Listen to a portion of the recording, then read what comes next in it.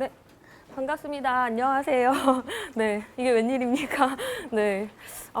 저는 일단 8주 동안 문제풀이반 함께할 강사 강효선입니다. 부족한데, 네, 저희 학원 제 수업에 와주셔서 감사드리고, 다른 학원에 이제 더 뛰어나신 분들이 계시는데, 네, 저를 어쨌든 믿고 와주셔가지고, 네, 책임감이 사실 좀 더 아까 보고 깜짝 놀랐고, 네, 책임감이 그래서 더 무겁고요. 뭐 다른 말 필요 없을 것 같고, 뭐 작년에도 최선을 다했는데 올해도 똑같이 최선을 다하고, 네, 잘하겠습니다. 네, 잘 부탁드리고 대신에 이제 저만 잘하면 되는 건 아니고 여러분들이 조금 더 최선 다하고 잘해주셔야 네, 되는 거니까요.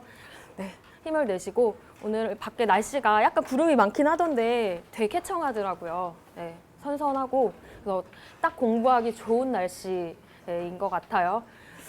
좀 불편하시겠지만 네, 저는 그냥 긍정적으로 생각하는 게 좋을 것 같아요. 어차피 이 공부 누가 막 등 떠밀어가지고 시키는 건 아니잖아요. 다 본인이 선택해서 하시는 거고 그래서 좀 자리 협소하고 뭐 해도 좀 긍정적으로 이렇게 혼자 공부하시면 다른 친구들이 얼마나 열심히 하는지 모르잖아요. 근데 이제 여기 와가지고 나 말고도 더 열심히 하는 친구들이 많구나. 이제 이런 조금 경쟁의식을 느끼면서 좀 그렇게 긍정적으로 한 8주를 이렇게 보내시면 좋을 것 같고요. 저희 이제 시간이 아까우니까 네, 바로 본론에 들어갈게요. 오늘 자료 일단 2개 나눠드렸고요. 네, 거기 막 밑줄 그어가지고 한 거는 이따가 6시 이제 수업 6시 반까지인 건 알고 계시죠? 네, 그때 이제 쓸 거고요. 준비해 주시면 되고 그 다음에 오늘 계획서 요거 OT 먼저 요거 잠깐 설명드리고 네, 진행할게요. 일단 이제 제가 생각하는 거는 저는 5, 6월 달이 제일 중요하다고 항상 생각을 해요. 왜냐하면 이게 이제 대부분 아까 보셨다시피 1차를 이제 끝나고 오신 분들이라서 거의 이론도 사실은 다 잊어버리신 분들도 많고요. 또 그걸 이제 다시 끄집어내서 이제 시작을 하셔야 되고 뭐 이 시험이 뭐 떨어뜨리려고 사실 내는 시험은 아니잖아요. 어차피 인원 다 공고하고 뽑으려고 하는 시험이니까 시험이 그리고 또 기출을 계속 보면 막 그렇게 엄청 어렵고 우리를 막 피곤하게 하고 이런 문제는 오히려 학원에서 공부한 것보다 사실 더 쉽게 나오더라고요. 그래서 뭐 너무 어렵지 않게 이제 공부를 하셨으면 좋겠고 대신에 이제 약술과 이제 사례형 문제잖아요. 사례는 제가 봤을 때는 저희 근제랑 배책 같은 경우에는 이제 나중에 교환 보면 이제 아시겠지만 어느 정도 유형화가 되어 있어요. 그리고 답안을 작성하는 방법도 자보랑은 좀 틀려요. 그러니까 되게 심플하거든요. 결국에는. 네. 그래서 그거는 공부를 조금 하시고 요령이 있으신 분들은 빨리 캐치가 되시고 쓸 수 있어요. 근데 이제 늘 강조드리는 거는 모르겠어요. 올해는 이제 약술이 얼마만큼 이제 많이 나올지는 잘 모르겠는데 약술이 저는 좀 중요하다라고 생각을 하는 편이에요. 네. 이게 자보랑 이제 근제는 이제 여러분들이 공부를 하실 때 꽈락을 넘겨야지라고 일단은 생각을 보통 하고 공부를 하신단 말이에요. 제일 많이 꽈락이 되는 과목이니까. 근데 이제 작년을 보면요, 꽈락은 넘겨요. 훨씬 넘겼는데 합격 안 되신 분들 되게 많았어요. 네. 조금 점수 이제 평소 뭐 그 전년도보다 점수가 좀 더 나왔다라고 생각하셨는데 떨어지신 분들 네, 작년에 많이 봤거든요. 그래서 이제는 네, 꽈락을 생각하고 공부를 하시면 안 될 것 같고 네, 적어도 한 50점대 진짜로 뭐 이런 정도 생각하고 아마 공부를 하셔야 될 것 같아요. 이제 그러려고 하면 이 8주가 굉장히 중요하고 이때 결국에는 약수를 쓰는 방법을 미리 미리 공부를 하셔야 되고요. 당연히 쓸 줄 아는 방법을 빨리 요령을 파악하셔야 되고 사례 문제 마찬가지로 우리가 책 보면 내용은 다 이해가 돼요. 근데 결국에는 그거를 가져다가 문제에다가 어디에다가 이렇게 적용을 시켜가지고 결국에는 빠른 시간 내에 풀어내는 게 결국에는 사례형 문제인데 그게 이제 연습을 이 5, 6월 달에 하시는 거거든요. 그리고 답안에다 작성하는 방법. 아무래도 똑같은 답안이지만 이게 결국에는 원래 절대평가지만 지금 인원수 공고하고 하는 거의 상대평가나 다름없어요. 그러니까 내가 답안 조금 잘 쓰더라도 다른 친구 답안이 훨씬 좋고 하면 당연히 내가 밀리겠죠. 그러니까 아무래도 좀 정갈한 답안, 좀 눈에 이렇게 확 들어오는 답안, 좀 뭐 일목요연하게 딱 정리된 답안 이런 것들도 사실 굉장히 중요하다라고 생각을 해요. 근데 그거를 여러분들께서 보통 보시면 5, 6월에 공부를 안 하시고 그냥 이제 눈으로 읽기만 하거나 대충 이제 뭐 좀 끄적끄적 하고 이렇게 공부를 하시더라고요. 그리고 이제 7월 달에 오시거든요. 근데 7월 달에는 그런 연습하는 때가 아니죠. 어차피 공부도 안 되고요. 네. 그때는 이제 6월 달까지 다 공부했던 거 네, 다 끄집어내고 총동원해가지고 시간 안배하는 연습이라든지 뭐 조금 더 부족한 게 뭔지 이제 이런 거 찾아보고 실전 감각 익히는 때가 이제 7월이에요. 더군다나 올해 시험 빨라졌기 때문에 거의 7월 조금 한 2주 전? 이 정도에는 공부 다 끝내셔야 되거든요. 그러니까 이 5, 6월 저희 학원은 8주 과정인데 이때 잘 보내시면 7월의 결과가 좀 틀려져요. 그리고 답안을 받아보면 5, 6월에는 학생들 간의 실력 차이가 없어요. 뭐 물론 이제 2차 유예하신 분들 그분들 이제 조금 이제 띄워놓고 나머지 간에는 거의 다 똑같아요. 근데 이 5, 6월 달 정말 이렇게 잘 보내시면 7월에는 다 실력 차이가 확 벌어지더라고요. 그건 제가 작년에 해봤기 때문에 그 수업 시간에도 말씀을 드렸는데 작년에 이제 5, 6월 달에 똑같이 이제 문제풀이반이었어요. 근데 이제 제가 수업을 끝나고 그 전주에 이제 미리 아예 모의고사 형태로 배웠던 거를 만들어서 나눠드렸어요. 그래서 집에 가셔가지고 공부를 하고 오세요. 어차피 배운 거니까. 그리고 그 다음 주에 와가지고 똑같은 문제로 아예 답안지 작성을 하고 가는 거예요. 물론 가신 분들도 있고요. 거의 8주 동안 빠지지 않고 끝까지 작성하고 가시는 분들도 있어요. 근데 처음에는 90분 동안 작성 전혀 못 하세요. 그래서 막 2시간 이럴 때까지 제가 끝나고 다 기다려 드렸어요. 그래서 답안 걷어 와가지고 이제 뭐 어떤 게 답안 작성한 이제 형태라든지 어떤 게 이제 부족한지 이런 것들을 미리 첨삭을 해드렸었어요. 근데 당연히 이게 왜 미리 문제를 먼저 주고 똑같은 거 쓰는데도 잘 쓰실 것 같죠? 절대 아니에요. 그래서 결국에는 이 시험은 막 어렵고 이렇게 공부를 하는 것보다 여기에 있는 뭐 이게 이제 완벽한 이런 교재는 아니지만 근데 여기에 있는 기본적인 걸 완벽하게 숙지를 하면 그리고 이거를 반복해가지고 자꾸 써보면 합격하는 시험이거든요. 결국에는 알고 있는 거 쓰는 게 중요한 거니까요. 그래서 이제 7월 달에 이제 그 친구들이 대부분 이제 7월 달에 모의고사반에 또 와요. 그래서 이제 첫 시간에 이제 시험을 보겠죠? 답안을 다 내고 가세요. 채점을 해드려야 되니까. 근데 정말 신기하게도 제가 이름을 보지 않고 그냥 이렇게 넘겨갔죠. 그래서 왼쪽, 오른쪽에 딱 갈라놨어요. 답이. 어느 정도 썼고 체계도 갖추고. 그래서 왼쪽은 정말 저랑 같이 5, 6월 달에 열심히 공부한 친구들은 다 왼쪽 가 있고요. 7월에 이제 제가 처음 뵌 분들은 이쪽 가 있어요. 그러니까 이게 아무래도 내가 7월에 아무리 열심히 이제 해서 그분들 뭐 합격하신 분들도 계시지만 이미 다른 친구들은 먼저 5, 6월 달에 다 잡혀 있다라는 거죠. 그러니까 이 5, 6월 달 2달이고 금방 가잖아요. 그러니까 이때 진짜 불태워가지고 열심히 하시면 7월 달에 아마 여러분들 변화하시는 거를 본인 스스로 아마 느끼실 거예요. 그래서 저는 일단은 5, 6월 달에 좀 빡세게 공부할 생각으로 일단 교환도 만들었고 수업을 진행을 할 생각이에요. 좀 같이 잠깐 볼게요.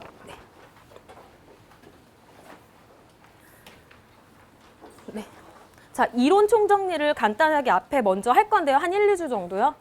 사실 안 해도 되는데 이게 이제 또 그 공부 안 하신 이제 1차 분들 이제 2차 공부 안 하고 오셨잖아요. 그래서 한번 이제 정리를 해야 되는 게 좋을 것 같아서 간단하게 정리를 쫙 하고 넘어갈 거예요. 뭐 그동안에 이제 법 바뀐 게 있는지 그다음에 뭐 기출은 어떤 게 나왔는지 뭐 안 나왔는지 이제 이런 것들 가려드리고 결국에는 이 부분에서 다 약술 문제가 나오겠죠. 그래서 이 부분은 좀 어차피 다 이론 시간에 했던 내용들이라서 뭐 깊이 있는 뭐 설명 이런 거보다도 이제 시험에 어떻게 대처를 해야 되는지 뭐 어떻게 써야 되는지 뭐 특징 이런 것들 정리해 드릴게요. 자, 그다음에 이제 뒷부분에 가면은 그 사례 유형 정리를 한번 해 드릴게요. 뭐 우리 유형이 뭐 어떻게 많고 막 이런 건 아닌데 기본 이 뒷부분이 아니고 이제 수업의 이제 뒷부분. 그래서 한 3주, 뭐 2주, 3주 차 이렇게 가시면 유형 정리를 한번 해보고 같은 계산 문제지만 뭐 단순히 그냥 산정하세요 이런 거보다 뭐 각각 산정하세요, 뭐 분담, 아니면 공동불법 행위자, 아니면 보험 한계, 아니면 여러 가지 막 면부책 가리는 이제 이런 몇 가지 유형들이 좀 있어요. 그래서 그런 것들 일단 유형을 좀 정리를 해보고 그 유형별로 문제를 그 기출 넣고 그다음에 예상 문제 이렇게 만들어서 이제 책에 넣어드렸어요. 그래서 그렇게 이제 진행을 하고 그 다음에 이제 말씀드린 대로 이 유형 가지고 계속 이제 문제풀이 하는 거, 요걸로 진행을 할게요. 그리고 매주 이제 쪽지 시험이라고 사실 적긴 했는데요. 그 나눠드린 그 두 번째 거 있잖아요. 네, 아까 막 줄글로 그어진 거. 네, 그거. 약술 쓰는 거예요. 일단은 첫 주니까 공부 뭐 사례 문제 이런 건 안 되어 있으시니까 오늘 배운 거 네, 여기서 이제 끝내고 가시는 개념이에요. 그래서 처음에는 제가 이제 저한테 1년에 수업을 들으셨던 분들은 그 복습 노트 드렸잖아요. 괄호치기 정리한 거. 이제 거기에는 사실 정리되어 있고 괄호가 아주 많지는 않았고, 근데 이제 그걸 다 공부를 하셨죠. 그럼 제가 이제 나중에는 괄호가 더 늘어난다라고 말씀드렸어요. 그럼 다 채우실 수 있어야 되고, 처음에 이제 괄호치기로 막 냈다가 이거 그래도 일단은 뭘 또 써보시는 개념이 중요하니까 일단 그걸 다 없애고, 네, 그래서 뒷부분에는 괄호치기 이런 게 좀 들어가 있고요. 그 다음에 앞부분은 조금 중요하다고 생각하는 약술, 제가 아예 목차 같은 걸 좀 잡아드렸어요. 처음이니까. 예, 그래서 일단은 끝나고 간단하게 이제 처음부터 다 못 채우시니까 예, 특징, 뭐 핵심 이런 것들 네, 배우셨던 거 동원해가지고 쓰시고 집에 끝나고 제가 이제 모범 답안을 나눠드릴게요. 그러면 그거 가지고 집에 가셔가지고 2차 답안지에 꼭 작성을 여러 번 네, 하셔야 돼요. 그래서 그런 식으로 이제 반복을 하고 뭐 2주차, 3주차 때는 이제 약술, 그 다음에 사례 문제, 이제 시험 보고 이제 직접 답안지에 네, 쓰고 가시는 거 네, 할게요. 그리고 매주는 좀 힘들 것 같고 인원이 너무 많아서 예, 그 모의고사나 이럴 때는 답안을 주시면 첨삭해가지고 네, 돌려드릴게요. 그래서 그거는 이제 제가 그때 말씀을 드릴게요. 그렇게 진행을 할게요. 그래서 네, 요 반 잘 들으시면 7월 달에 막바로 실전 모의고사 오시면 네, 잘 쓰실 수 있도록 하는 게 일단 제 목표고요. 그리고 이 수업은 일단 네, 2차 유예생들 말고 1차 이제 하고 오신 분들한테 이제 포커스를 맞춘 거라서 네, 기존에 또 들으셨던 분들은 뭐 책 안에 뭐 기출 문제도 있고 막 이래서 여러 번 막 풀고 그러셨을 거예요. 그래서 재미가 없을 수도 있는데 이제 그분들을 대상으로 하는 수업은 아니기 때문에 예, 그건 양해를 해주시고 뭐 똑같은 문제여도 또 틀릴 수도 있거든요. 예, 그러니까 이제 잘 따라와 주시면 좋을 것 같고 그 다음에 이제 마지막 목표는 네, 저는 이 과목을 아까 과라 그렇게 말씀드렸는데 고득점 하는 과목으로 만들고 싶은 게 뭐 작년에도 마찬가지였고요. 근데 의학이 제일 점수 잘 나오잖아요. 뭐 작년에도 마찬가지였고 저는 두 번째로 네, 득점 많이 되는 과목으로 네, 만들고 싶어요. 그러면 결국에는 반복해서 기본적인 거 반복해서 작성하시면 고득점이 되더라고요. 그래서 작년에 합격하신 분들 제가 이제 그 다 연락을 하잖아요. 점수를 물어보면 점수가 잘 나오더라고요. 막 68점, 거의 69점, 막 55점, 56점 후반대 막 이렇게 다 나오셨더라고요. 그래서 거의 의학 다음으로 잘 봤다고 그리고 근데 제일 쉬웠다 막 이렇게 얘기하시더라고요. 그러니까 여러분들도 네, 그렇게 하실 수 있으니까 그래서 최소한 네, 다른 과목 이제 합격하는데 발목 잡히는 과목 되지 않도록 네, 하는 게 이제 목표니까 네, 제가 이제 해달라고 하는 거 잘 따라와 주시면 좋을 것 같고요. 자, 그 다음에 네. 수업 교재는 네, 요거 나눠드린 거. 네, 요거. 그 인터넷 강의에는 네, 요거 교환을 따로 올려드리지 않고 네, 학원 측에서 직접 네, 무료 배송해드린다고 하니까 어차피 양이 많아서 낱장으로 프린트하면 예, 또 이게 맨날 안 가져왔어요. 막 이러고 이래서 예, 아예 부득이하게 그냥 책으로 만들었고요. 그리고 오실 때 2차 답안지 갖고 오세요. 네. 보시면 되고. 네. 자, 당부의 말씀. 네, 빠르게 이제 계획은 뭐 다 세우셨겠죠. 네. 그래서 네 과목을 한 과목 끝내고 한 과목 이렇게 하는 건 아니고 같이 네 과목 골고루 병행해서 공부를 하셔야 될 것 같고요. 똑같이 선행사항은 다 기본 이해예요. 결국에는 네, 약수를 쓰려면 기본기가 되어 있어야 되기 때문에 또 그걸 알아야 네, 사례 문제 풀 수 있기 때문에 기본이 조금 덜 되신 분들은 따로 집에 가셔가지고 예, 따로 뭐 책을 다시 보신다든지 같이 병행해가지고 예, 하셔야 될 것 같고요. 그래서 8주 문제풀이 때는 일단은 기출 분석하고 문제 풀고 답안 작성 연습하는 거 병행해서 하고요. 그 다음에 그 7월 달에는 이제 실전 모의고사라서 5주 모의고사고 그때는 이제 실전 점검, 네, 그 어느 정도 점수 나오는지 이런 것들, 뭐 그 시간 안배 이런 거 마무리하시고 이런 실전 감 익히시는 거고요.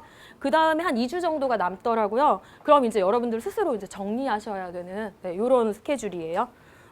결국 공통은 네, 했던 거 반복하시는 거, 네, 반복. 그래서 요 과정대로 이렇게 하시면 아마 기본을 통해서 제가 거기 적어놨잖아요. 네, 점차적으로 실력 향상에 네, 주력하시라. 네, 이런 말씀 드리고 싶고요. 자, 1번은요. 네, 누구나 똑같이 하는 네, 얘기예요. 네. 제가 생각할 때 아까 답안 작성 많이 하셔야 된다고 말씀드렸잖아요. 그 답안지 작성한 량과 볼펜 사용량의 합격은 비례한다라고 제가 작년에도 계속 말씀을 드렸고, 그래서 실질적으로 막 저한테 그 볼펜을 이만큼 사용했다 막 사진 찍어서 막 보내주세요, 카톡으로. 네, 친구들이. 되게 귀엽잖아요. 그리고 막 스스로 막 대견하고 이 친구는 될 친구야 혼자 막 네, 제가 그러고 막 있어요. 근데 진짜 합격해요. 네. 그래서 결국에는 우리 막 그러잖아요. 10년 전에 수영 배웠는데 지금 이제 수영 다시 시작해요. 못할 것 같잖아요. 근데 들어가면 어떻게 하죠? 몸이 기억해요. 이게 마찬가지예요. 맨날 눈 뜨면 이거 작성하잖아요.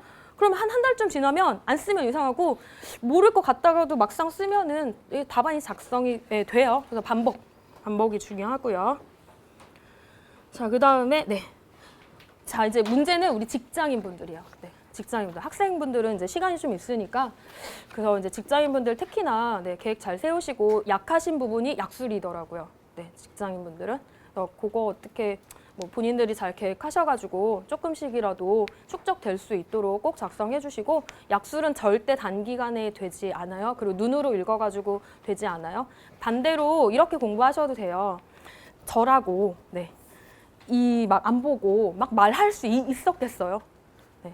제가 이렇게 할 수 있는 거는 출근하면 맨날 책 보는 거고 여러분들보다 조금 더 이제 공부하고 자주 들여다보고 또 말로 하잖아요. 근데 저도 처음 강의했을 때는 되게 막 버벅거리고 막 이랬겠죠. 근데 이게 2년 차, 3년 차 되고 이러니까 이게 좀씩 느는 거예요. 저 스스로도. 그러니까 여러분들도 똑같은 거죠. 그래서 내용을 읽고 그거를 막상 글로 쓰려면 힘들어요. 그러니까 나 나름대로 정리해서 혼자 벽 보고 말을 하는 거예요. 정리해서 앞에 누가 있다 생각하고 쭉 설명을 해주는 거예요. 말로 할 수 있잖아요. 그럼 쓸 수 있어요. 근데 말로 내가 못 하잖아요. 절대 쓸 수 없어요. 그러니까 그래서 말로 하시고 이렇게 이렇게 하셔도 되고 나름 공부 방법을 좀 찾으시고요. 그리고 약술 못 쓰면 자신감이 떨어져요. 네.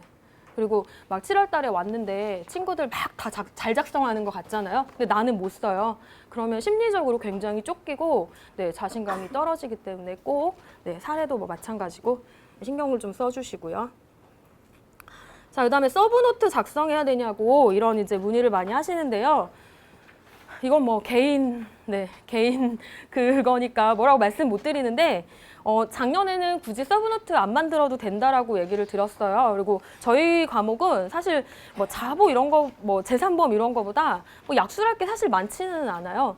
그래서 책 이렇게 넘겨보시면 약술을 그 서브노트를 안 만드실 분들은 제가 거기 일부러 거기 막 한 6페이지, 7페이지 이런 데 좀 막 보시면 거기 네 목차, 그러니까 주제를 주고 거기 목차를 아예 다 이렇게 해놨어요. 뭐 아라비아 숫자 1, 2, 뭐 숫자 1 이런 식으로요. 그리고 뭐 그 중에는 이렇게 밑줄 같은 거 친 거 있어요. 뭐 핵심적인 내용 이런 거에다 쳤겠죠. 그러니까 이런 식으로 이걸 보고 그냥 이거 갖고 다니시면서 공부하셔도 될 것 같아요. 물론 여기 이제 그 책에 있는 내용을 여기다 다 담지는 않았어요. 근데 이렇게 보시면서 책이랑 비교해 보시면서 혹시 뭐 본인이 좀 부족하거나 빠진 거 있으면 조금 메모도 하시고 하면서 근데 거의 내용 다 들어가 있으니까 네, 또 시간이 없고 서브노트 하려면 네, 그러니까 요거 활용해서 해도 된다라고 이제 말씀드리는 거고요. 자, 그리고 두 번째, 네. 지엽적인 문제 이런 거에 헤매지 마세요. 목매고 이러지 마세요. 막 질문하시는데 막 현실에서 가능하지도 않을 것 같은 막 이상한 막 상황을 만들어가지고 이거 어떻게 해야 돼요? 문제 저도 몰라요. 네. 왜냐하면 생각을 해본 적이 없어요. 이게 불가능하기 때문에. 그래서 설마 그런 문제를 내겠어요? 그래서 늘 강조드리는 거는 기본적인 거라도 확실히 숙지를 하고 예, 본인이 심도 있게 더 하고 싶다 하시면 이제 상관없는데 대부분은 다 본인이 가지고 있는 걸 소화를 못해요. 네, 그리고 이제 자꾸 누가 옆에서 얘기하니까 예, 나는 모르는 것 같으니까 또 관심 갖고 이런단 말이에요. 네. 그러니까 본인 하던 대로 그냥 하시면 되고 그래서 막 책도 이 책 저 책 이렇게 다 보라고 이런 얘기 안 하잖아요. 뭐 단거나 해서 예, 뭐 이런 식으로 얘기하잖아요. 자료 모으고 이러지 마세요. 네.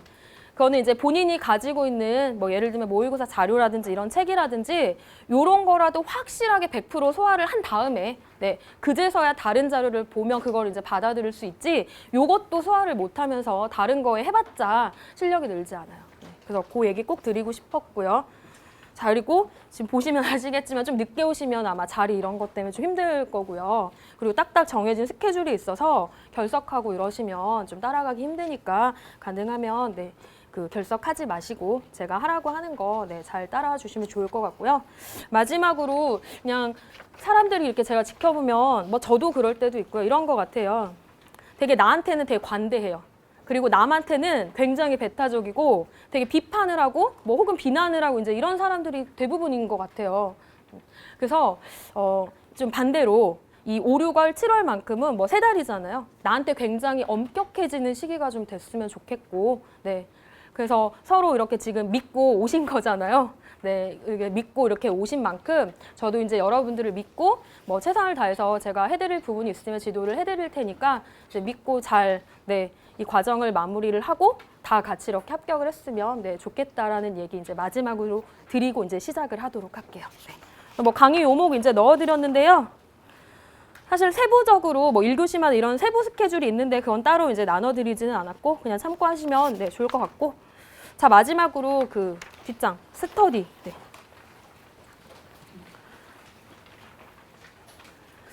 네. 이게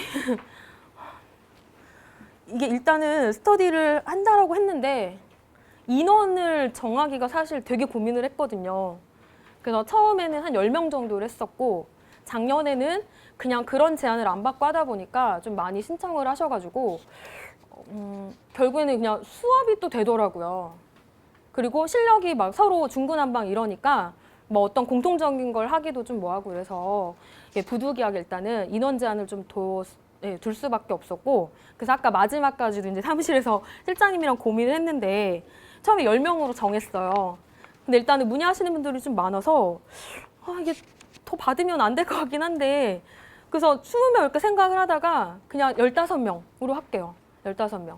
제가 봤을 때 너무 잘하시는 분은 오지 마시고요. 네, 뭐 잘하시니까. 그래도 어느 정도는 사실 기초가 조금 돼 있으신 분이 오시면 예, 속도가 확 같이 붙죠. 네, 다른 분들이랑 같이 얘기해도 바로바로 이게 되니까. 그런 분들이 사실 좀 오셨으면 좋겠고 비슷한 실력. 그다음에 제일 중요한 건 안 빠지시고 네, 성실히 오실 분들만 꼭 신청을 하세요. 중간에 빠지고 사정이 있어서 안 오시고 이러면 네, 본인은 괜찮은데요. 나머지한테 영향을 확실히 미치더라고요. 그래서 신중하게 생각을 하시고 네, 신청을 해주시면 좋을 것 같고 뭐 부득이하게 네, 인원 제한을 둔 점, 그래서 선착순 15명 해서 있다가 수업 시간 끝나고 사무실에다가 네, 요거 제출하시면 네, 될 것 같고요. 그리고 시간은 네, 거기 수요일 날 할게요. 한 5, 6주 정도 생각을 일단 하고 있고 시간은 딱 정한 건 아닌데 제가 작년에 보니까 이제 작년에 오후에 했거든요. 1시 뭐 이럴 때. 그러니까 어차피 오전 시간에 뭘 하기도 되게 애매하더라고요. 그래서 아예 학원에 와서 일찍 공부하시는 분들도 있고 이래서 뭐 어차피 하시는 거니까 그래서 그냥 하루는 뭐 이제 근제한다 생각하시고 뭐 한 아침 9시나 10시부터 해가지고 예, 오후 완전 뭐 밤늦게는 아니지만 그냥 예, 한 오후 한 뭐 4시, 5시 이런 식으로 진짜로 풀로 공부하실 분들 네, 그런 정도로 할게요. 그래서 정확한 시간이랑 세부 스케줄은 이제 신청하시는 분들 따로 만나가지고 제가 예, 전달을 해드리도록 할게요.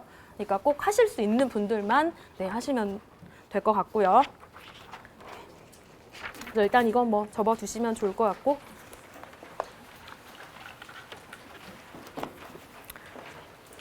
네, 책을 한번 볼까요? 이렇게 한 번씩 좀 이렇게 넘겨보시면서요. 우리 이제 뭐 할 건지 좀 볼게요. 먼저 이제 1페이지에 제가 그 지급보험금 결국엔 다 사례 문제가 보험회사가 얼마 줄 거냐 사례 주고 문제 푸는 거잖아요. 그래서 이 지급보험금을 산정한 이 과정을 제가 이렇게 넣어드렸어요. 그래서 혹시 아직 개념이 좀 안 잡히신 분들 네, 요거 가지고 공부하시면 되고 그 다음엔 이제 약술 쓸만한 이제 이론 같은 것들 쭉 5페이지부터 넣어드렸고 거기에 그 파트마다 네, 기출이 언제 됐는지 어떤 기출이 됐는지를 넣어드렸어요. 그러니까 참고하셔가지고 예, 공부를 하시는데 이렇게 도움을 받으시고, 그 다음에 네, 약관 파트 있고요. 뭐 약관은 보통 약관이 되게 중요하고 기본적인 산정 문제, 기초 학습 같은 것들 하고 넘어갈 수 있도록 했고, 그 다음에 네. 뭐 의무 배책 같은 것들도 뭐 계속 기출되고 있고, 뭐 사실 실무에서는 사고가 발생을 많이 안 하는데 이게 좀 특이하니까 시험에 많이 나오더라고요. 그래서 표 같은 걸로 다 정리를 해드렸으니까 문제 없고, 그 다음에 네. 70페이지 이런 데 한번 보시면 이제 그런 이론이라든지 약관 이제 이걸 다 우리가 숙지를 하고 됐다라는 생각하고 이제 70페이지를 가는 거예요, 나중에. 그러면 이제 다 산정하는 문제인데 어떤 식으로 답안을 쓸 건지 이제 어려워하시니까 제가 거기 폼을 좀 간단하게 이제 넣어드렸어요. 거의 이 폼에 맞추시면 네, 거의 다 산정이 다 되니까 하고, 그다음에 이제 유형이 뭐 많지는 않지만 네, 제가 생각하는 유형 같은 거 이제 정리를 하고, 그 다음에 네, 이제 각각 하나씩 단계별로 작성하는 연습해 볼게요. 그래서 뭐 법률상 책임, 뭐 약관상 책임에는 어떤 내용 쓸지 이런 것들 연습하고, 그 다음에 손해액 산정해야 되니까 손배금 산정하는 거 쭉 마스터하고, 그 다음에 네, 최종 지급번금 산정하는 거 문제 하나 이렇게 풀어보고, 그 다음부터 80페이지는 네, 이제 계속 문제풀이 하는 거죠. 아까 유형별로 해가지고 네, 기출도 풀어보고 네, 예상되는 문제들도 좀 풀어보고, 거의 다 사실 문제가 나와가지고 네, 아마 기본에 충실하시는 게 좋을 것 같고요. 뭐 뒤에 이제 근제 파트 뭐 마찬가지고 이런 식으로 이제 진행을 할게요. 그리고 질문은 이제 인원이 많으니까 시간이 없으니까 이제 수업 시간 중 말고요. 메모해 두셨다가 쉬는 시간이라든지 네, 끝나고 이렇게 받도록 할게요. 그래서 제가 질문을 받아보고 같이 공유해야 될 내용이면 제가 말씀을 따로 드리도록 할게요. 그러면 네, 빨리 시작을 해야 되겠죠. 네.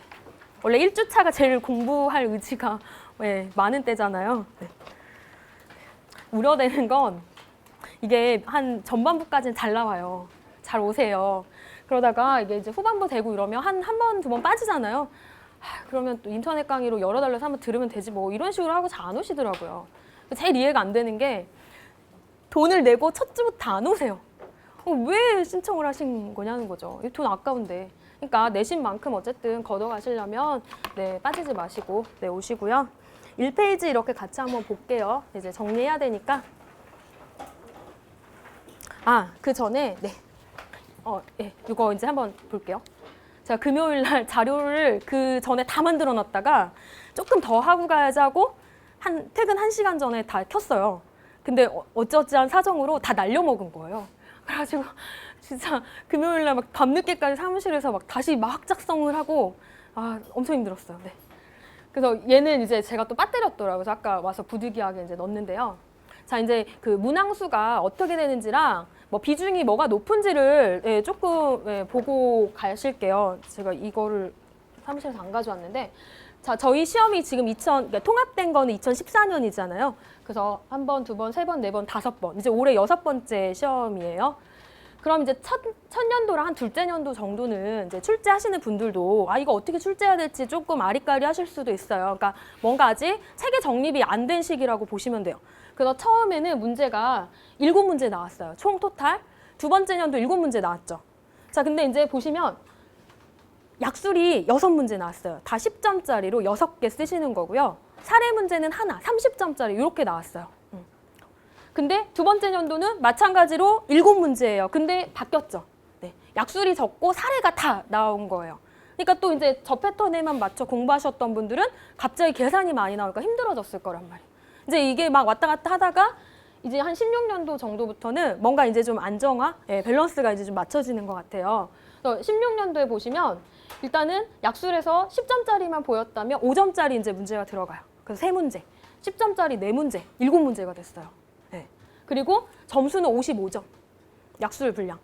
그 다음에 사례 문제 같은 경우에도 10점, 15점, 20점 좀 다양해졌어요. 그리고 배점은 총 45점이에요. 자, 약술이 더 많이 나왔죠. 네. 그 약술 아까 계속 중요하다고 말씀드린 이유가 비중이 좀 많아요. 자, 그러면 총 어쨌든 문항은 소문항까지 하면 10문제예요. 자, 그럼 기존에 7문제 나왔는데 이제 늘어났죠. 예, 그럼 이제 점차 늘어난단 말이에요. 자, 17년도에요. 뭐 마찬가지로 5점, 10점 이렇게 나왔고 6문제 나왔네요. 뭐 비슷하게 일단 나왔어요. 근데 배점 50점이에요. 약술이. 네. 그리고 사례 문제 같은 경우에는 10점짜리로만 4문제. 그래서 천년도에 보인 것처럼 뭐 30점짜리 이렇게 대량 큰 이런 문제는 아닌 것 같고 다 뭐 10점짜리, 15점짜리 사례, 뭐 20점 이런 식으로 좀 나오는 것 같아요.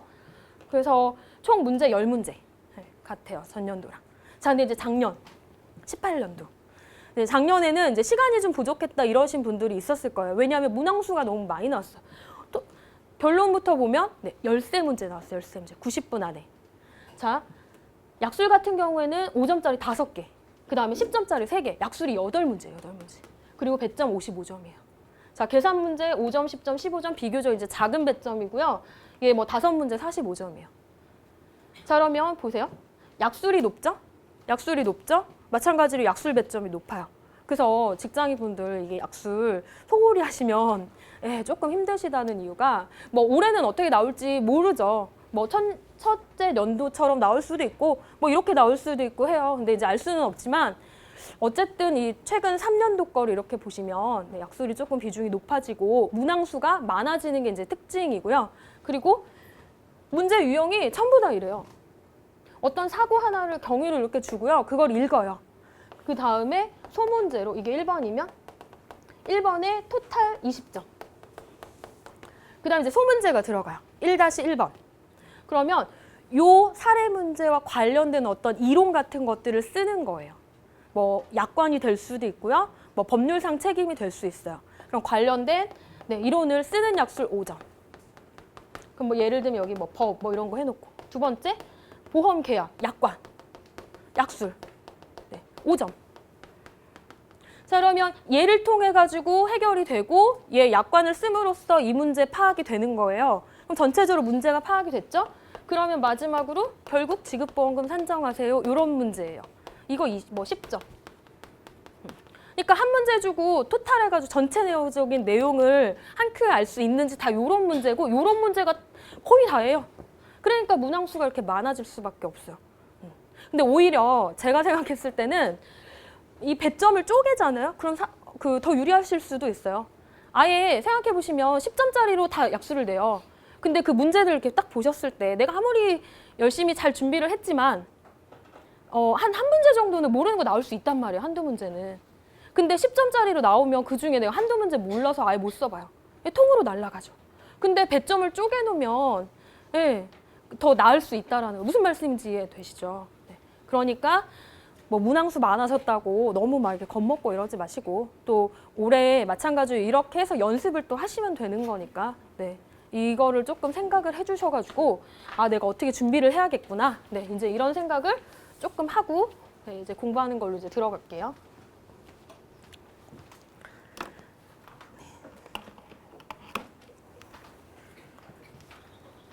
왜 안 되냐?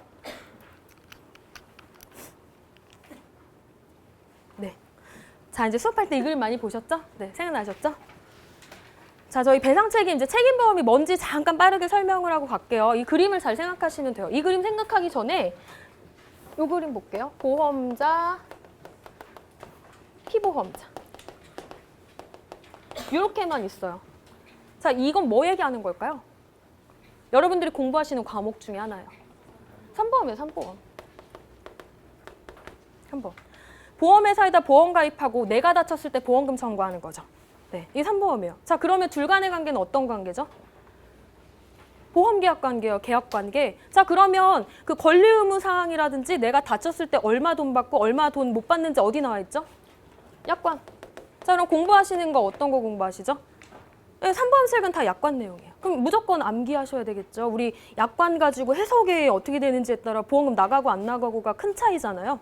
그러니까 정확하게 약관을 해석하고 뭔가 안에 있는 뭐 장애율을 외운다든지 하는 거 다 여기 들어있어요. 그러니까 쓰는 건 사실 3보험은 다 암기 과목이라고 보시면 될 것 같아요. 자, 법적인 내용 없죠, 거기. 근데 이제 법적인 내용의 다툼은 실무에서 이제 뭐 암을 해석하고 그 다음에 뭐 D코드, 뭐 C코드를 받았는데 이거는 뭐 D코드로 볼 수 있어서 뭐 안 주고 이제 이런 것들은 이제 개별적인 거로 생각하시고 그런 거는 이제 시험 문제 나오는 게 아니란 말이에요. 그럼 법이 없어요. 법이 없어요. 자, 근데 요 그림이랑 얘랑 틀린 점이 하나가 있죠? 제3자가 들어가요. 우리 책임보험에는. 그러니까 결국에는 이 책임보험도 마찬가지로 나를 위한 보험이에요. 네, 피보험자가 리스크가 있으니까 그 리스크가 어떤 리스크냐면 뭐 암, 질병, 사망, 뭐 다양한 리스크가 있죠. 이걸 대비해가지고 내가 평소에 보험료 냈고 보험금 받는 거잖아요. 근데 마찬가지예요, 보험이라는 게. 대신에 저 피보험자가 주로 다 영업대책이거든요. 저희 공부해보셨지만 다 영업활동 하던 중에 리스크를 느끼는 거예요. 그럼 그 리스크는 뭘까요? 영업활동 중. 나 다치는 게 아니죠. 네. 제3자, 뭐 이용객이라든지 고객 이런 사람들이 다칠 리스크가 항상 존재하고 있기 때문에 그럼 우리 어떻게 해요? 보험 없으면? 뭐 법적인 거 따져가지고 나한테 법적 책임 있으면 내가 돈으로 줘야 되잖아요. 그럼 그게 끝이죠. 근데 보험이 있으면 그럴 때 대비해서 보험 가입한 거잖아요. 보험료 내놓고. 그럼 내가 먼저 돈을 주고 내가 가입한 보험회사에 청구해가지고 보험금 받으면 어느 정도 내 손해가 커버가 되는 게 바로 이 보험이란 말이에요. 자, 그러면 이 피보험자랑 제3자, 이 제3자가 하나가 더 들어가니까 3보험에서는 보험회사의 나와의 관계만 생각했다면 얘는 제3자와 나의 관계를 하나를 더 생각해야 되는 거예요. 그러니까 3보험보다 우리 과목은 공부할 범위가 좀 더 늘어나요. 그죠? 자, 그러면 피보험자랑 나는 어떤 관계냐면 법률적인 관계예요. 내가 우리 민법의 750조 공부하셨죠? 나한테 고의나 과실이 있으면 그 손해를 배상하라고 법에 되어 있어요. 그러니까 나의 잘못, 나의 과실로 다른 사람을 다치게 하면 법에 책임지라고 되어 있으니까 둘 간의 관계, 피보험자한테 법적으로 책임이 있냐 없냐를 먼저 따져봐야 돼요. 자, 그러면 약관. 이제 우리 다 약관 배우셨잖아요. 다 공통적인 건 뭐죠? 어떤 거 보상해 주죠? 어떨 때 보상해 주죠? 모든 영업대책 약관이. 다 맞게 얘기하고 계시죠? 피보험자가 뭐 보험기간 중 뭐 보험사고 이거 당연한 거고 제3자에게 그냥 책임 아니고 법률상의 손배 책임을 지게 됨으로써 입은 손해를 보험회사에서 보상한다고 돼 있어요. 그러니까 첫 번째로 먼저 돈을 받으려면, 보험금을 받으려면 피보험자한테 법률상으로 책임이 있는지 없는지를 따져야 되겠죠. 그래서 있으면은 책임을 져준대잖아요, 보험회사에서. 그러니까 이 둘 간의 관계에 법률상 관계가 하나가 들어가요. 그러니까 앞부분은 전부 다 법적인 얘기가 일단 나올 거예요. 어떠한 경우에 피보험자가 법률상으로 책임을 지는지 안 지는지를 여러분들이 공부를 하셔가지고 사실은 어느 정도를 실무에서 이제 판단을 해야 보험회사에서 보험금을 지급할 건지 말 건지 이렇게 결정을 하실 수가 있는 거잖아요. 뭐 물론 이제 어려운 이런 법적 판단은 뭐 당연히 이제 뭐 변호사의 도움이라든지 이런 걸 받아야겠지만 우리 손해사정사가 어느 정도 그런 이제 판단은 하실 수 있어야 되니까 앞부분은 다 법률적인 얘기가 나와요. 자, 그럼 여기는 이제 이론이잖아요. 그러니까 다 약술, 약술 나오는 데고요. 그리고 얘 어디 가서 쓰일까요? 요거 공부해 놓으시면 문제 풀 때. 그죠? 사안의 검토 쓰거나 일단 피보험자 때 법률상 책임이 있는지 없는지 왜 민법 750조 때문에 그런 거냐 뭐 756조 때문에 그런 거냐 이런 거 사고 내용 보면 공부해 놓으시면 판단할 수 있단 말이에요. 그래서 약술과 사례 문제 거기에 가서 쓰려고 지금 배우시는 거예요. 자, 그러면 둘 중에 이제 책임이 있는 거죠. 자, 원래 어떻게 하냐면 책임을 지면 배상을 해야 되겠죠. 금전으로 주라고 돼 있어요. 그죠? 그리고 한도는요? 우리 민법에 통상손해 한도라고 금전배상 원칙으로 한다라고 했으니까 책임지면 돈을 줘요. 주머니 가벼워진다라고 했었어요. 자, 그러면 그때 필요한 건 뭐? 보험. 그럼 보험회사에다가 손실이 생겼으니까 청구하는 거죠. 그러면 보험금으로 받으면 피보험자 재산적인 손실액이 어느 정도 커버가 되겠죠. 자, 그러면 우리 이제 실무에서는 이런 과정을 거치진 않는단 말이에요. 그죠? 내가 어떤 스포츠 센터에서 물기에 미끄러져가지고 넘어지면 일단 아시는 분들은 데스크에 가가지고 왜 물기 관리를 철저히 해야 되는데 이렇게 놔둬서 내가 다쳤다. 물론 나의 부주의도 있지만 그러면 일단 내가 따져볼 테니 보험이 있냐. 보험에 일단 접수해달라고 얘기를 하죠. 고객이. 그러면 나중에 보험회사 직원이 만나가지고 피보험자랑 피해자한테 사고 경위를 듣고 책임 있고 하면 보험금도 누구한테 줘요? 피해자한테 막바로 싸주잖아요. 그럼 왜? 상법에 피해자가 직접 보험회사한테 청구해서 돈 받아갈 수 있도록 하고 있잖아요. 그죠? 자, 근데 여기에는 직접 청구권이 있을 리가 없겠죠. 이건 내가 청구해서 내가 돈을 받으면 되니까. 그러면 직접 청구권은 책임보험에서만 나오는 거겠죠. 자, 그러면 책임보험 하나 더 여러분들이 공부하고 계세요. 2차 과목. 자동차 보험이에요. 그럼 자동차 보험 요거 똑같은 내용이에요. 자, 거기서도 약술 가능한 거고 마찬가지로 여기서도 약술 똑같은 내용이에요. 책임보험에만 있는 특이한 제도고 피해자 보호 제도라는 거죠. 근데 이제 시험 문제에서는 이제 헷갈리니까 나중에 막 자기 부담금 들어가고 이러니까 대부분은 그냥 이런 걸 생각하시면 돼요. 피보험자가 피해자한테 돈으로 줬다. 그리고 나서 내가 보험회사에 청구해서 보험금을 받는다. 이런 이제 생각을 하시고 문제를 푸시면 나중에 이제 자기 부담금을 왜 공제하는지 이제 이런 것들 이해하신단 말이에요. 이 그림을 일단은 꼭 기억을 하시고 그래서 우리는 먼저 법률상 책임 부분 좀 약술할 거 좀 보고 그 다음에 두 번째 보험 약관 가가지고 어떤 거 보상하는지 보상하지 않는지 주요한 약술 쓸 만한 내용이 어떤 건지 좀 보고 이제 문제 풀고 이렇게 할게요. 손해액 산정하고. 자, 그럼 이제 1페이지 보실게요.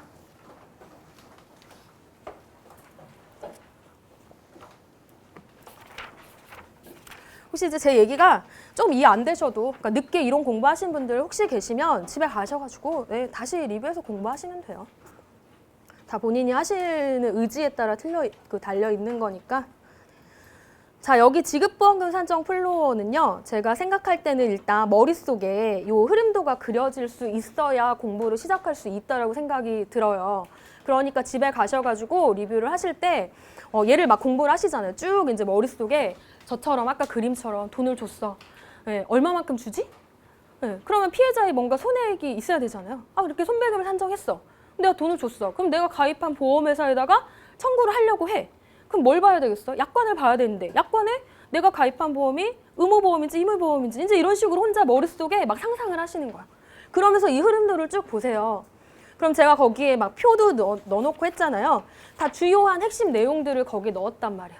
일단 이 기본으로 여기서는 이게 중요했고 이제 이런 식으로 머릿속에 좀 넣으신 다음에 되시면 얘를 써보세요. 암기해가지고 왼쪽에 그런 게 있었으니까 쭉 똑같이는 못하지만 가능하면 이렇게 밑줄도 긋고 쭉 이렇게 한번 요점 정리해서 한번 써보세요. 꼭. 그게 되시면 이제 약수를 하실 수 있단 말이에요. 요거 그때 쓰시라고 여기 넣어드린 거예요. 자, 그러면 이제 순서를 좀 볼게요. 자, 그래서 우리 이제 배책은 주로 영업활동 배책이 주고요. 뭐 전문직, 뭐 일반 배책, 뭐 이런 식으로 이제 나누고 있죠. 그 다음에 개인이 지게 되는 배책도 있는데 물론 여기 포함되지만 일단 포커스는 다 영업 배책이에요. 1배책은 뭐 이제 뒤에 가서 조금 이제 나오는 거고요. 그래서 영업 활동 중에 이제 그런 리스크를 느끼다 보니까 이제 보험이 필요한 거죠. 그래서 각종 배상 책임 보험 약관이 이제 도입이 되었어요. 그래서 내가 필요한 보험을 가입을 하면 되는 거죠. 보험 기간 동안. 그러면 그 보상하는 내용, 보상하지 않는 내용, 계약 조건 이런 건 전부 다 약관에 나와 있어요. 그래서 약관에 일단 아까처럼 마트에서 고객이 물게 미끄러진 거예요. 그래가지고 보험금을 청구하려고 이제 내가 약관을 펼친 거예요. 그럼 이제 약관에 제일 먼저 뭘 보시겠어요? 보상하는 손해 볼 거 아니에요? 우리 다 배책은 요거라고 했어요. 피보험자의 법률상 손해배상 책임을 보상한다 이렇게 돼 있어요. 자, 그럼 법률상의 손배 책임이 뭔지가 중요하겠죠? 다시 약관에 나와 있어요. 법률 규정 이래요. 법률 규정. 자, 그럼 법률 규정이 뭔지 이제 찾아보면 되겠죠. 그래서 배우셨던 게 뭐냐면 민법. 민법이 가장 대표적이죠. 사람과 사람 사이의 관계. 거기에 불법행위가 제일 기본이죠. 750조 불법행위예요. 그래서 뭐 제일 중요한 내용이니까 첫 회 때 약술기출이 당연히 나왔고 그 다음에 390조 뭐 이런 거는 하나 배웠어요. 얘는 이제 계약 책임이었죠. 얘는 우리 나왔던 데는 2군데 정도 있었어요. 의사와 환자. 그 다음에 뒤에 근제 파트에 사업주랑 근로자 근제 파트에 거기 다 계약 책임 갖고 다투는 게 많았잖아요. 그거 공부하려고 지금 나온 거예요. 그래서 예외적으로 계약 관계에서만 비롯되는 책임이고요. 자, 그 다음에 750조가 기본이지만 750조와 뭔가 성립 요건이라든지 입증 책임이라든지 좀 다른 특수한 내용들이 적혀 있는 규정들이 있었어요. 755조부터 60조. 특수불법행위라고 부르고 있어요. 우리가 750조를 일반 불법행위, 55조, 60조까지는 특수인데 이제 둘을 구별하기 위해서 앞에 특수와 일반을 그냥 붙인 것 뿐이고요. 이제 안에 있는 내용들 뒤에 가가지고 다시 볼 거기 때문에 전체적인 그냥 흐름만 좀 볼게요. 자, 그 다음에 특별법 있었어요. 특별법 몇 가지 배웠고요. 피해법, 제조물 책임법 있었죠. 뭐 제조물 책임법이니까 제조업자가 피보험자가 되는 걸 거예요. 제조업자가 손배 책임을 어떤 경우에 지는지 나와 있는 특별법이고요. 그다음에 환경오염 피해 뭐 이런 거 있었어요. 그래서 요 법령에 따라서 그 환경책임보험이 의무 가입되는 뭐 그런 내용이 있었고, 그다음에 특별법 이런 거는 아니지만 의료과실, 의료가후 책임 하나 더 배우셨고요. 그다음에 의무보험 중에 화보법, 화재로 인한 재해보상과 보험 가입에 관한 법률, 그 신배책 특약할 때 거기 특수건물 소유자가 과실 없어도 책임진다, 뭐 이런 내용 나와 있었죠. 그런 거 배우셨단 말이에요. 자, 그러면 이렇게 피보험자가 법률상의 책임을 질 일이 생길 수 있는 거죠. 그래서 보험이 필요한 거였죠. 그러면 리스크죠. 그럼 그 리스크를 커버하려고 가입하는 게 보험이니까 각각 이런 책임마다 그 리스크를 커버할 수 있는 보험 상품들이 다 있다라는 거죠. 그래서 거기 옆에 보시면 390조는 뭐 의사배체, 그다음에 뭐 그 근제 이런 거 나와 있죠. EL 특약. 그다음에 뭐 750조는 뭐 일반적인 거니까 뭐 시설 소유자 특약 외 다 뭐 이런 거. 그다음에 책임 무능력자의 감독자 책임 이런 거. 일배책 특약 이런 데서 자녀 일배책 이런 데서 리스크 커버하는 거고요. 그다음에 사용자 특약 뭐 이런 시설 소유자 특약 뭐 사업주와 피보험자의 피용자의 관계 나오는 거 뭐 이런 거 있었고, 그다음에 도급인의 책임 질 수 있기 때문에 우리 영업배책 중에서는 도급업자 특약, 뭐 발주자 미필 이런 거 기억하시죠? 그다음에 또 뭐 있냐면 동물의 점유자 책임 이런 거. 내가 강아지 데리고 산책하다가 물게 하면 리스크 커버해주는 보험들, 일배책 같은 것들 있잖아요. 그거. 그다음에 PL법은 생산물 배상 책임, 의무는 아니고요. 그다음에 의료가후 책임은 의사배책. 그다음에 화보법, 아까 신배책 특약 이런 거요. 그래서 전부 다 피보험자의 법률상 책임을 평소에 질 수 있기 때문에 이 리스크를 커버해주는 일단 보험 상품이 다 개발이 되어 있고, 결국 우리 시험은 보험회사에서 판단해가지고 보험금을 얼마를 주는지를 아는 문제를 내는 거니까 이 법률상 책임과 이 보험 약관이 유기적으로 얽혀 있고 같이 이렇게 보시는 거죠. 뭘 담보해주는 건지 이렇게요.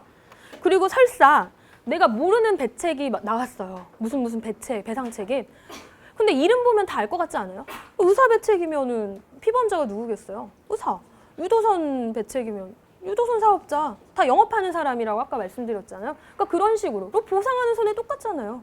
피보험자가 영업활동 중에 제3자한테 손배 책임지면 보상해준다. 이거 똑같단 말이에요. 그러니까 막 보상하는 손해를 각각 막 뭘 외우고 이럴 필요는 없다라는 거죠. 약관이 많지만 결국 보상하는 건 똑같다라는 거. 자, 그럼 이렇게 법률상 책임을 검토를 다 해본 거예요. 특징도 받고 어떨 때 책임이 발생하는지를 다 검토를 했어요. 그럼 이제 책임이 발생을 했다라고 치는 거죠. 자, 만약에 검토를 했는데 책임이 발생 안 하는 거예요. 피보험자한테. 자, 그럼 어떤 문제가 발생이 될까요? 우리가 할 일이 없어요. 보험금을 산정을 못 하잖아요. 그러니까 대부분의 시험은 다 읽어보면 피보험자한테 과실 있다고 나오거나 아니면 우리가 봐가지고 과실 있는 걸 찾아내가지고 유기적으로 문제 푸는 게 주로 나온단 말이에요. 자, 그러면 일단 보상하는 손해는 일단 해당이 된다라고 치고, 그 다음에 또 봐야 될 게 뭘까요? 보험금을 주려면, 줄지 말지 결정하려면. 근데 다 안 주잖아요. 다 안 주잖아요. 면책상. 면책상. 그 다음에 이제 담보기준 이런 거 배우셨으니까 손해사고 기준 요건, 뭐 배상청구 기준 요건 이런 거 좀 틀렸잖아요. 그런 거 만족시키는지. 그 다음에 뭐 간혹 이런 경우도 있겠죠. 보험기간이 끝나고 뭐 사고가 나고. 근데 그런 거 안 내겠죠. 그러니까 대부분을 일단 담보기준이랑 그 면책사항은 살펴봐야 된다라는 거, 우리가. 근데 면책 사유가 너무 많죠. 그리고 약관마다 다 틀리잖아요. 그러니까 그걸 다 외울 수는 없어요. 그리고 사실 그걸 외워가지고 우리가 약수를 푼다는 게 참 좀 문제가 그런데 문제가 그렇게 나오니까 공부를 해야 되고, 그러면 방법은 일단 보통 약관은 작년에도 약술 의사배책 이런 데 나왔어요. 근데 보통 약관의 거 쓰지 말고 특약의 면책사항을 써라 이런 식으로. 그러니까 왜냐하면 보통 약관은 너무 기본적인 거, 뭐 고의, 뭐 천재지변 이런 거니까 그거 말고 각 특약의 고유 면책사항 몇 가지 정도씩 외워주시면 돼요. 근데 그 외우는 것도 뒤에 가서 설명드리겠지만 뭔가 면책사항을 가지고 판단하는 사례 문제를 이렇게 낼 수 있을 만한 거. 뭐 그다음에 뭐 보험금 분담시키는 거, 의무보험은 안 주고 이제 이런 몇 가지 주요한 것들이 있단 말이에요. 그러니까 그런 것들 위주로 한 4-5가지씩만 정리를 해놓으시면 될 것 같고요. 자, 그다음에 요것도 이제 문제가 없는 거예요. 약관도. 다 면책사항도 해당하지 않고 이러면 어떻게 해요? 이제 보험금 주면 되죠. 근데 보험금 주려고 했더니 이제 뭘 주는 거예요? 피보험자의 손해액을 줘야 되겠죠.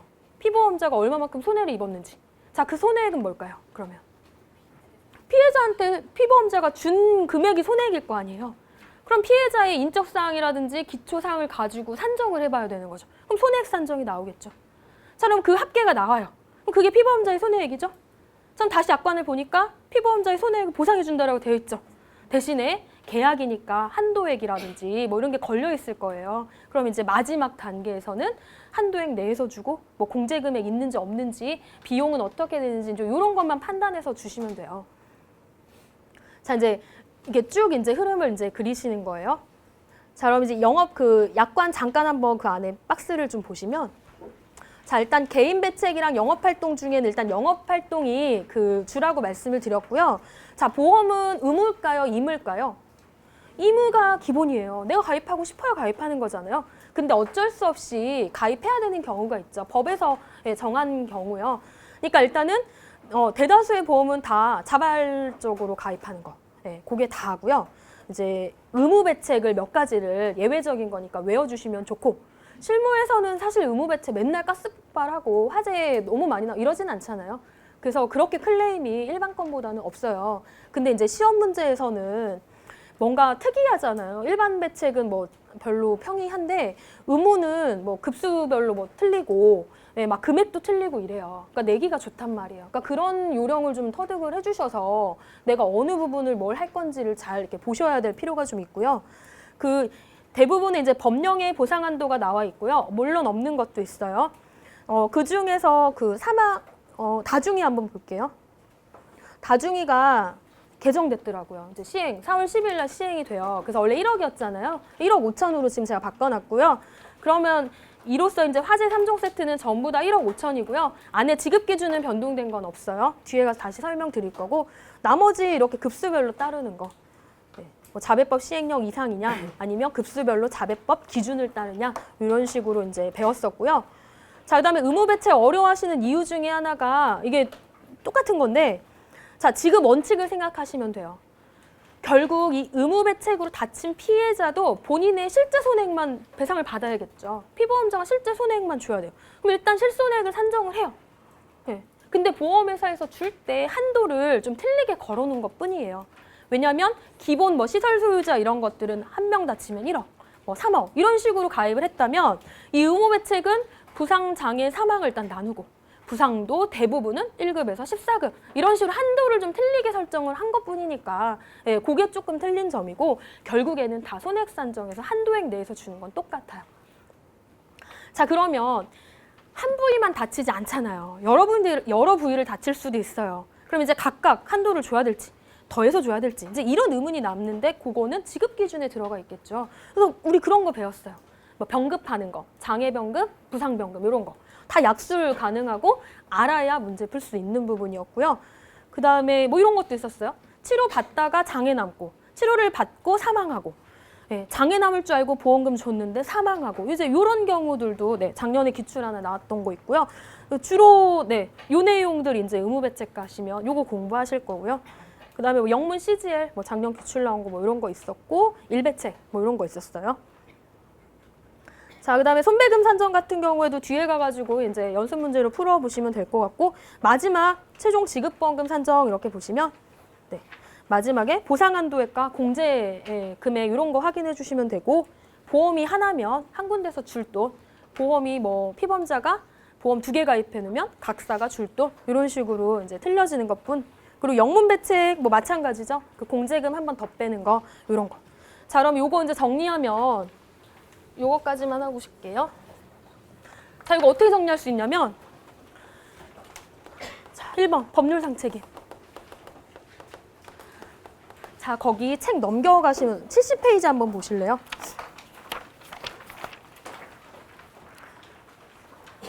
(70페이지) 거기 답안 작성 폼 있죠? 2번에. 자, 거기 그 색깔 칠한 거 한번 보세요. 자, 그럼 우리 앞에 거랑 이렇게 같이 보실 건데요. 자, 거기 순서가 약관 봤더니 법률상 책임 준다 해서 제일 먼저 해야 될 게 순서가 법률상 책임을 검토하는 거예요. 그럼 누구가 법률상 책임을 지는 건지 피보험자, 주어가 피보험자 는이 돼요.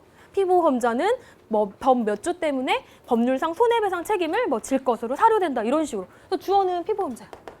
자, 됐죠? 자, 그러면 우리 사례 문제 보실 때 요거에 대한 힌트는 어디 나와 있을까요? 사고 경위를 읽어보면 되겠죠. 그럼 피보험자가 잘못했는지 안 했는지 뭐 나올 거 아니에요. 네, 여기서 힌트 찾는 거예요. 자, 그럼 얘 책임을 진대요. 그럼 두 번째 단계는 뭐냐면 네, 아까 면책사항 검토하는 거. 자, 근데 이제 이렇게 말을 좀 붙여보는 거야. 네, 약관에서 돈 주는지 안 주는지 뭐 면부책 검토 이렇게 하셔도 되지만 보통 약관상 보상 책임 검토하는 거죠. 자, 배상은 나쁜 일 하는 거, 보상은 적법하게 계약에 따라 돈 받는 거 보상이에요. 참, 얘 같은 경우에는 뭐 보면 알 수 있을까요? 예, 그 지문에서 힌트가 예, 계약사항 이런 거예요. 무슨 배책인지. 그다음 막 읽어보면은 막 피보험자가 다쳤는지 뭐 이런 거 나오잖아요. 단서될 만한 거. 자, 그럼 이거 돈은 누가 주는지, 그러니까 주어가 누가 될까요? 예, 보험자예요. 그럼 보험자는 면책사항에 해당 사항 없고 문제가 안 되니까 지급해야 된다. 이런 식으로 결론이 나겠죠. 자, 그럼 얘도 문제가 없어요. 그럼 그 다음에 해야 될 거는? 네, 약관 다시 봤더니 법률상 손배책임 보상하니까 피보험자의 손해액이 있어야 되잖아요. 그거. 그럼 결국 피보험자의 손해액 혹은 그냥 손해액 산정. 자, 근데 피보험자의 손해액은 누구 거랑 똑같다고요? 피해자의 손해액. 그럼 결국에는 여기는 지문에서 피해자의 인적사항 어디 다쳤는지 나이 몇 살인지 거기에서 힌트 찾는 거죠. 그럼 쭉 계산을 해야겠죠. 뭐 1번 위자료, 2번 뭐 휴업손해 이런 식으로. 그럼 토탈 금액이 나와요. 뭐 한 1억 이런 식으로. 참, 이걸 피보험자 피해자한테 준 거잖아요. 그럼 마지막 단계는 뭘까요? 네, 줬으니까 보험회사에 청구하는 거죠. 그러면 최종 지급보험금. 네. 자, 결국 요거를 아는지 지금 묻는 문제잖아요. 근데 요걸 알려면 일단 근거 쭉 해가지고 이런 일련의 과정이 도출이 돼야 돼요. 그래서 거기 보시면 내용을 그렇게 써놨어요. 자, 그럼 얘는 돈 어떻게 줄까요? 이제 공부해 보셨으니까. 네, 손해 공제금액 있으면 빼고 그거를 한도액이 산정되어 있으면 한도액 내에서만 준다 요거였어요. 네. 그리고 이게 이제 임의보험이고 의무보험은 뭐만 틀려질까요? 한도액만 틀려져요. 이게 부상이냐? 그 다음에 장애, 사망, 그리고 대부분은 급수. 네, 한도만 찾으시면 되잖아요. 그 다음에 CGL은 네, 똑같은데 한도액에서 공제금액 한 번 더 빼잖아요. 네, 요거란 말이에요. 요거를 잘 이해를 하시면 네, 일단은 산정하는 문제는 어렵지 않아요. 그래서 그거 관련해가지고 지금 설명드렸으니까 집에 가서 예, 써보시는 거예요. 요거를 리뷰하셔서 써보시고 이제 뒤에 가시면 이론 배우고 요거 이제 설명 다시 드릴 거예요. 저희는 좀 쉬었다가 네, 2교시 하도록 할게요.